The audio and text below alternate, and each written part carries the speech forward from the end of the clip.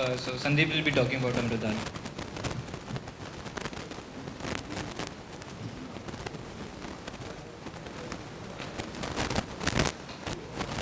Deep Jaswal. I've co-founded a company called Amrutdhara along with two of my friends called Minhaz Amin and Akshay Runta. Uh, I'm the only one from IT, the others are not from here. One is Min is from actually in his 40s who worked for 10 years in London, then he came back because he wanted to do something more environment and society. And the third, Akshay is in Finland, is doing his MS and he leads all our design aspects.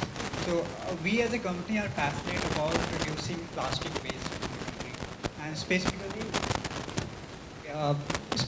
the reducing the consumption of bottled water. So we started around 9 months back in July 2013, and since then it has been very exciting journey. In the next few minutes, I'll try to uh, bring some of the instances and the lessons I learned from them. So let me start by how we came up with the idea. The idea basically was of my friend Min. He has been an environmentalist and he wanted to run campaign to ban bottles. So once, along with some other environmentalists, he was traveling and he was in a hotel and they needed water. So he realized that his friends who are themselves environmentalists and who know the issue with the bottled water, they themselves weren't willing to take unpackaged the loose water that was being served.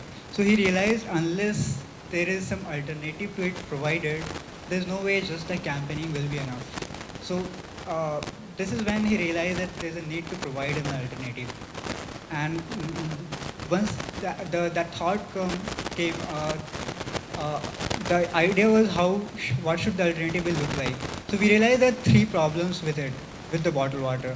First was it's environmental hazard because of the plastic in it, the packaging.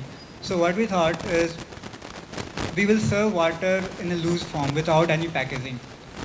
Uh, Second was people aren't willing to drink loose water because they aren't sure if it's about its quality, whether it is safe or not. So what we thought is the best form of giving assurance is testing the water constantly. So we thought we'll have a dispenser in which when the water passes through, it tests the quality real time and it displays the quality on the dispenser.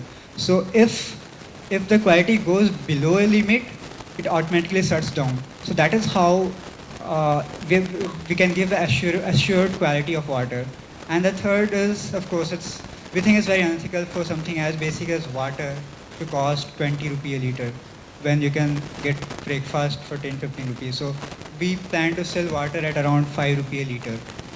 So when we decided this is how the product would be, and so the product would be we will set up water stations in public places where the consumption of bottled water is maximum, where we get raw water. We will have on-site filtration. We filter the water based on the technology will depend upon the raw input water. Then it will be cooled and it will then pass through the dispenser. And then we realized many people might not have a bottle with them. So we then decided maybe we'll sell diesel bottle as well.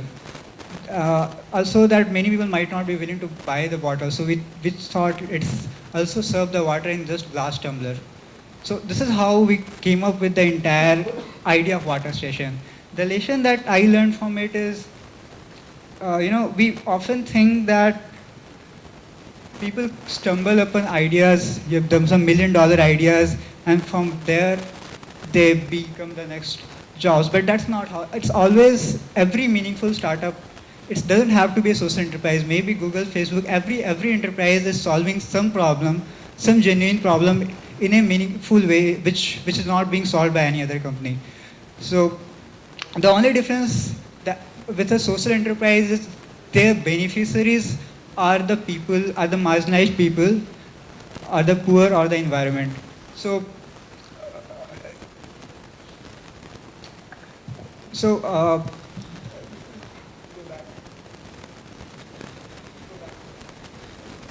yeah. So the first lesson is the first step towards starting up is to finding the problem which you are passionate to solve about. you may stumble upon problems all of a sudden, but the idea which you use is what you build upon in the process. So the first step is finding the problem which you are passionate about. It's important to be passionate about solving the problem, because that is the only thing which keeps you motivated to work on it. Uh, you might have the you might of course it's a desire to be the next millionaire or the recognition you get, but it's very likely that for first few years you won't be earning anything, and it's not that you very often get rewarded for it. So only if, when you start, even if the smallest amount of impact you make, if that gives you happiness, then that is the only way in which you can keep yourself motivated to work on it. So finding the right problem which you are passionate to solve is very important. So after we came up with the idea, the next thing was, okay, so let's put up a water station and see how people respond. Because we were making various assumptions. We are assuming that people would be willing to pay for loose water. We are assuming that people would be willing to carry a reusable bottle with them. We were assuming that people would understand the gravity of the problem with plastic waste. There were many assumptions. So the first thought came is, let's put up a station which would may cost around 6-7 lakh and see how people respond. But there was a bigger risk. Maybe our assumptions were wrong. So what we thought is that instead of doing that, let's make it simpler. Let's hire, say, Tata Ace, and in the back side put up some structure and put up a syntax tank and put up and some water filter and take it to, say, Marina Beach and sell water, and let's see how people respond. And for that, the cost would have been around 50,000, 60,000. We further thought, is it possible to verify these assumptions in even simpler way? And then finally, what we actually did is something very simple. We just took a table, the plastic table. We took a can of water and 25 liter of water from Heraid itself, and we went to Marina Beach and sold water. It's as simple as that. It costed 2,000 to do this experiment. We did it at Marina Beach, we did it at Broadway bus stand, in Pondicherry Beach, in Pondicherry bus stand. And the insights we got were very useful. We reconfirmed that people are actually willing to pay for water more than what we thought. People are actually fed up with bottled water and they just don't have a choice right now.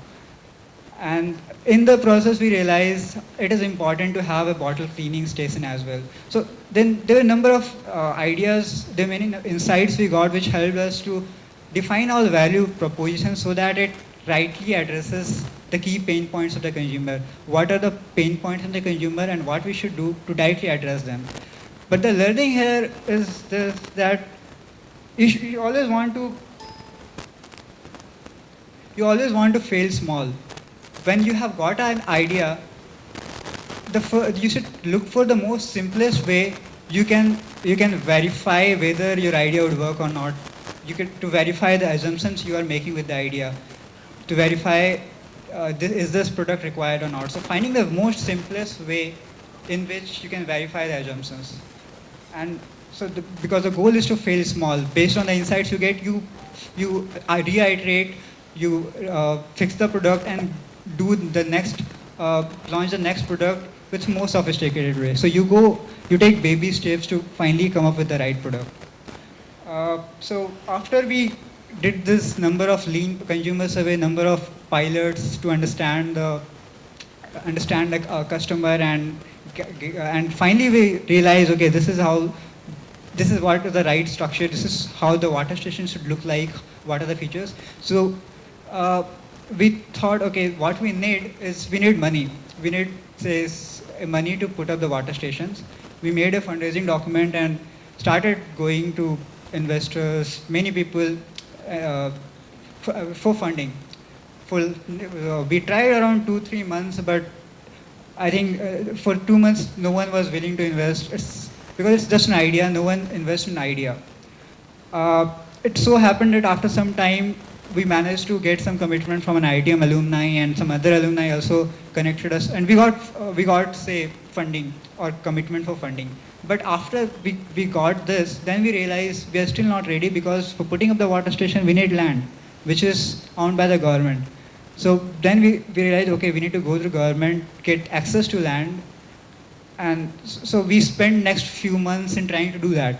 And when we reached the closest, say we got almost the confirmation that we'll have land, but then we still realized that we are still not ready, because when we actually went to the place, we realized it's almost impossible to get raw water reach to this place, and it's not possible to get access to power.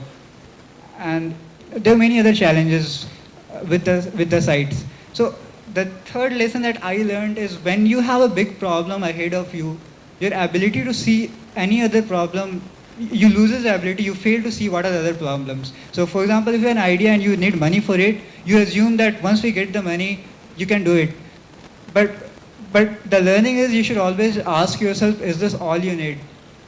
Uh, Only after we got, say, the funding commitment, we tried to get land, and then we realized still it's not enough. So it's required to do the planning in front of your desktop, but that doesn't take you very far. The only way to find what is required is when you actually go to the field and do things. So the third lesson is, you need to be on ground, actually try doing things, and ask your question, is this all you require? Just based on the one problem that you have stumbled upon, you cannot assume that that is the, if you manage to solve that problem, you can crack it.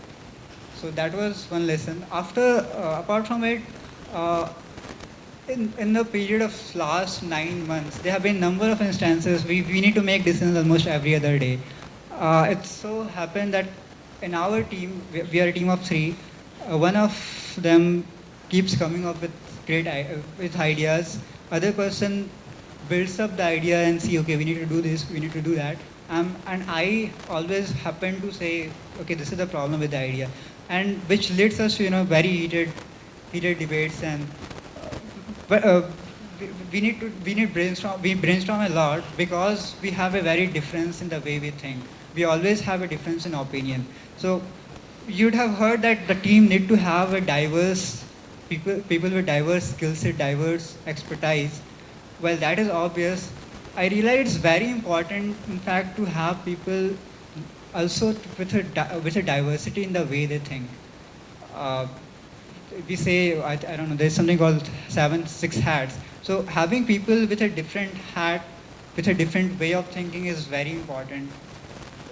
We would have made many wrong decisions unless we had people in the diversity, in the thought, in the way we think.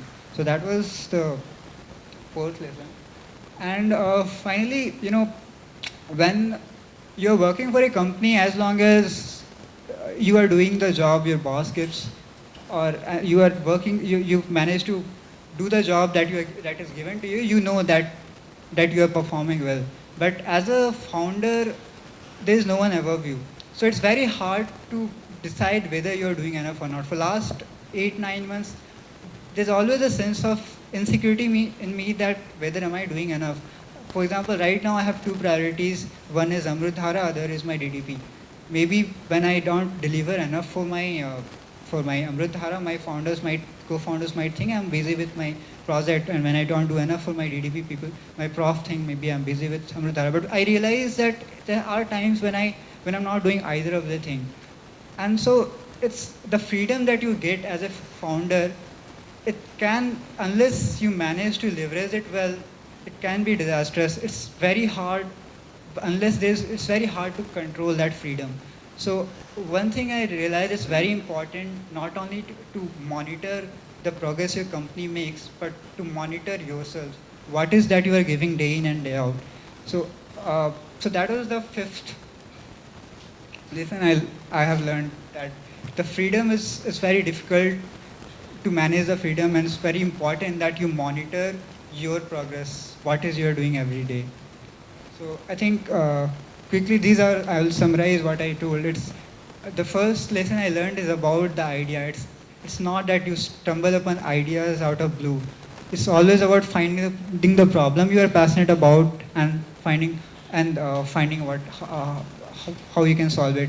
Second is, in the process of evolving and refining the idea, you always try to find the simplest way in which you can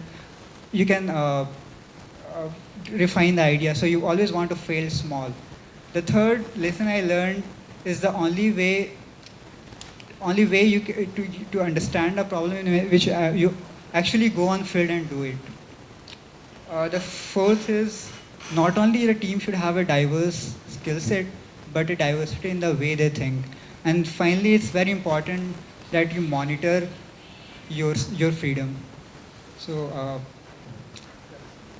that's all. Thank you.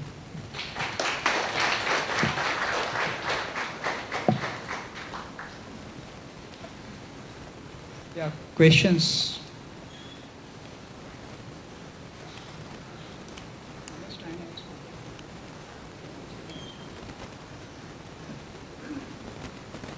Please ask question. It's not like some formal professor is doing some talk and all that stuff. If you are working on some similar ideas, whatever it is, you can ask any questions from me.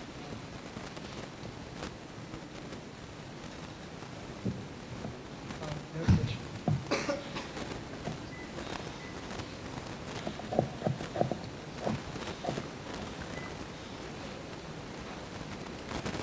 Okay, so yeah, making a team is, I feel, the most difficult task in a startup. You can say it. So